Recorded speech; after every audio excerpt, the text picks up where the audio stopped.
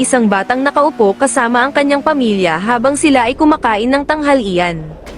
Nagulat ang kanyang ama sa kung gaano siya kapanatag, dahil hindi raw siya nakatulog kakaisip kung anong hero class ang makukuha ng anak niya.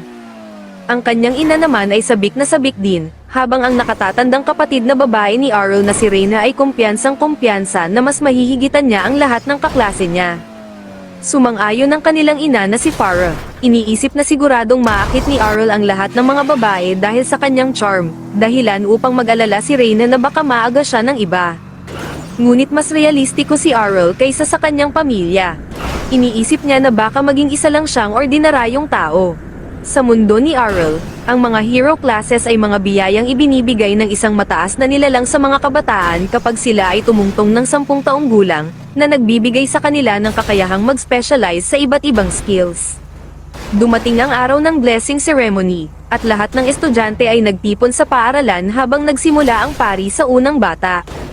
Ipinatong ng pari ang kanyang kamay sa noo ng bata, at agad itong nakakita ng imahe ng apoy at mga martilyo, tanda na magiging isa siyang blacksmith. Tumakbo ang bata pabalik sa kanyang ama na puno ng galit, habang ipinagpapatuloy ng pari ang pagbibigay ng basbas sa mga natitirang estudyante. Nang si Arl na ang tinawag, sinabi ni Reyna na siguradong espesyal ang basbas na makukuha niya. Lumapit si Arl sa pari habang masiglang naghihiyawan ang kanyang pamilya.